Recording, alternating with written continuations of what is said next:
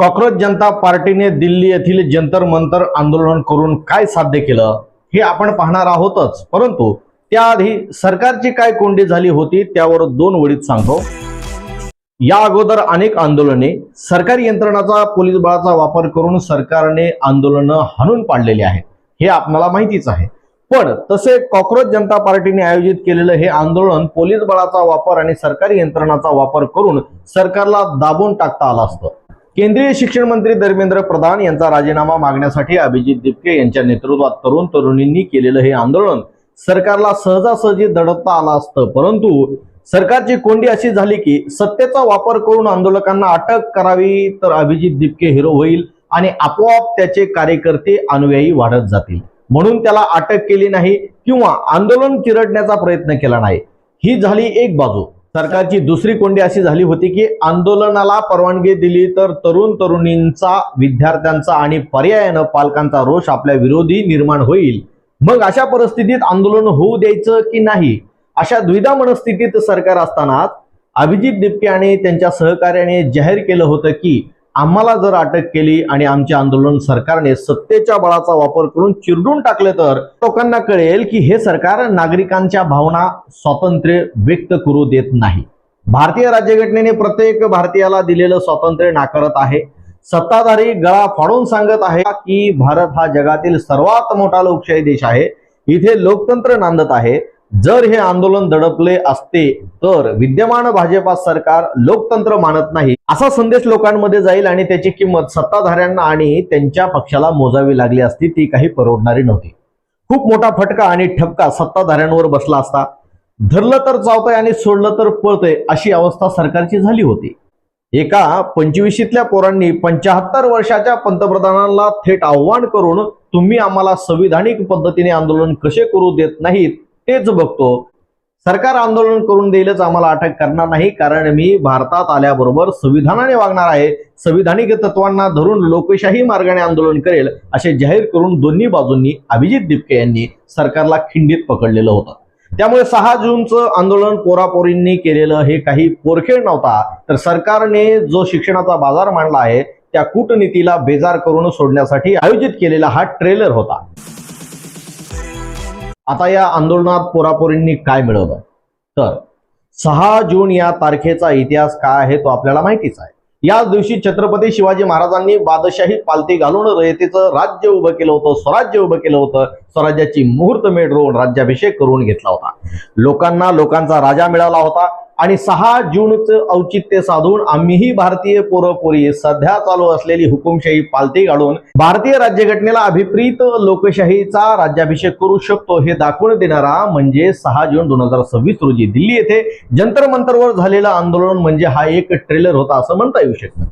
अभिजित दिपके यांनी दिल्ली विमानतळावर पाय ठेवल्याबरोबर हातात डॉक्टर बाबासाहेब आंबेडकर यांचं पुस्तक घेऊन ते लोकांना दाखवत होते। ते पुस्तक म्हणजे डॉक्टर बाबासाहेब आंबेडकरांचे आत्मचरित्र होते। जोपर्यंत या देशाच्या तरुणांच्या हातात, मनात, मनगटात, डोक्यात डॉक्टर बाबासाहेब आंबेडकर यांचा विचार आहे तोपर्यंत आपल्या लोकशाहीला भीती नाही, तोपर्यंत आपल्याला कशाचीही भीती नाही। आपले अधिकार कोणीही हिरावून घेऊ शकत नाही। देश डॉक्टर बाबासाहेब आंबेडकर यांच्या संविधानिक विचारांनी चालेल। बाबासाहेबांचं आत्मचरित्र आपली ऊर्जा आहे आणि या ऊर्जेसमोर कोणाचीही ताकद टिकू शकणार नाही। खरं सांगायचं तर या आंदोलनाने हे सिद्ध झालेलं आहे। सरकारकडे प्रचंड प्रमाणात पोलीस, सरकारी यंत्रणांचं बलाढ्य बळ असताना सुद्धा बाबासाहेबांच्या विचारांनी चालणाऱ्या माणसासमोर मोठमोठ्या शक्ती गारद होतात। तसे केंद्रीय सरकार भर 45 डिग्री अंश सेल्सिअस मध्ये गारद झालं, थंड झालं नव्हे तर या पोरापोरींनी थंड केलं असं म्हणता येईल। मोठमोठ्या नेत्या पुढाऱ्यांना पैसे देऊन लोक आणावी लागली तरी एवढी लोक जमत नाहीत। विना फायदा गावात कधी एखाद्याच्या मागे 2 टाळकी सुद्धा उभे राहत नाहीत। पण एका भारतीय पोरानं शिक्षण घेणाऱ्या अमेरिकेतून थेट भारताच्या पंतप्रधानाला सरकारला आव्हान दिलं की जर शिक्षण मंत्र्याचा राजीनामा झाला नाही तर जंतर मंतरवर आंदोलन करू। अभिजित दिपकेच्या या आवाहनाला प्रतिसाद देत कॅमेऱ्याच्या एका फ्रेम मध्ये बसणार नाहीत याही पेक्षा जास्त तरुण तरुणी दिल्ली येथे एकत्र आले। शैक्षणिक धोरणाच्या बाबतीत सरकार विरोधी घोषणाबाजी केली। शिक्षण मंत्र्यांचा राजीनामा मागून आक्रोश व्यक्त केला, आपला रोष व्यक्त केला।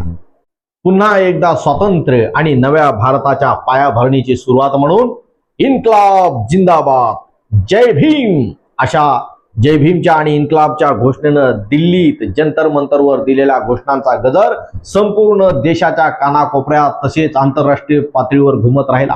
या घोषणांच्या आवाजाने पाषाण हृदय सरकारच्या उरात धाड धाड धाड कंपनी उडाली। लोकशाहीच्या भूमीवर अंथरलेल्या जुलमी थराला भूकंपाचे हादरे बसून तडे गेले हे नक्की। देशाचा तरुण पेटून उठला। तरुणाईच्या मनात विद्यमान सरकारच्या विरोधात प्रचंड रोष आहे तो व्यक्त झाला।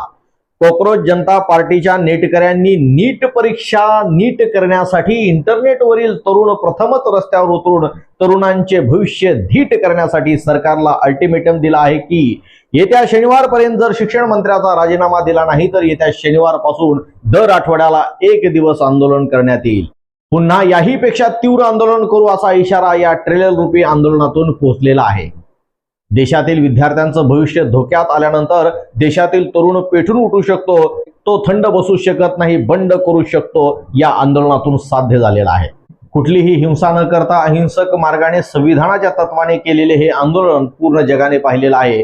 जर एखादा व्यक्ती जबाबदार आणि न्यायिक व संविधानिक पदावर असताना तरुण तरुणींना डिवचेल तर सत्तेच्या वाहनात प्रवास करणाऱ्या गाडीची हवा जाऊ शकते हे या तरुणांनी दाखवून दिलेलं आहे। आंदोलनात इन्क्लाब जिंदाबाद, जय भीमचा जयघोष करण्यात आला। पूर्वी स्वातंत्र्यवीरांनी भारताला स्वतंत्र करण्यासाठी इन्क्लाब जिंदाबादच्या घोषणा दिल्या। पुन्हा एकदा आपलं शैक्षणिक धोरण हुकुमशाहीच्या भांडवलदारांच्या जबड्यात अडकलेलं आहे, त्याला स्वतंत्र करण्यासाठी, त्याला स्वातंत्र्य मिळवण्यासाठी म्हणून इन्क्लाब जिंदाबाद, जय भीमचा जयघोष जंतर मंतरवर निनादला। जय भीम म्हणजे काय तर जय भीम ही क्रांतिकारी घोषणा की ज्याने आपल्याला स्वातंत्र्य, समता, बंधुत्व, न्याय व चालण्या बोलण्याची मुभा दिली। नोकरी, व्यवसाय, उद्योग करण्याचं स्वातंत्र्य ज्या बाबासाहेब आंबेडकरांनी दिलं त्यांच्या नावाची प्रेरणादायी घोषणा म्हणजे जय भीम। जय भीम ही एक विशिष्ट जातीची घोषणा नसून जय भीम हे सर्वांना एकत्र आणून आपले हक्क मिळवण्यासाठीचा एक मंत्र आहे। जात, धर्म, पंथ, भेद हे सर्व भेदभाव विसरून सर्व तरुण तरुणी एकत्र येऊन भारताच्या राजधानीत जय भीमच्या घोषणा देणे म्हणजेच भारतीय तरुणांनी संविधान निर्माते डॉक्टर बाबासाहेब आंबेडकर यांचा आदर करणे आहे। जय भीम म्हणजे अन्यायाविरुद्ध न्यायासाठी उगारलेलं शब्दरूपी शस्त्र आहे।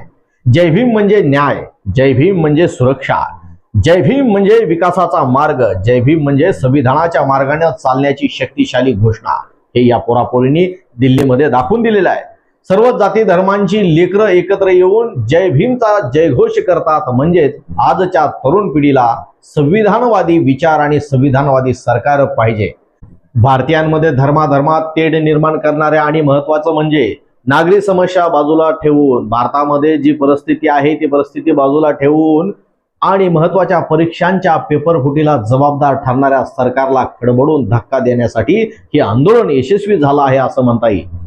मी लय भारी, माझं वजन लय भारी म्हणणाऱ्याच्या सोबत 4 माणसं उभी राहत नाहीत। अभिजित दिपक्यानी या पोरापोरींनी दिलेल्या हाकेला धावून भारताच्या कानाकोपऱ्यातून तरुण तरुणींनी दिल्लीतील जंतर मंतरवर केलेली गर्दी सरकारसाठी डोकेदुखी, ताप, खोकला, सर्दी आणल्याशिवाय गप्प बसणार नाही असं वाटतंय। येणाऱ्या काळात ते आपल्याला निदर्शनास येईलच।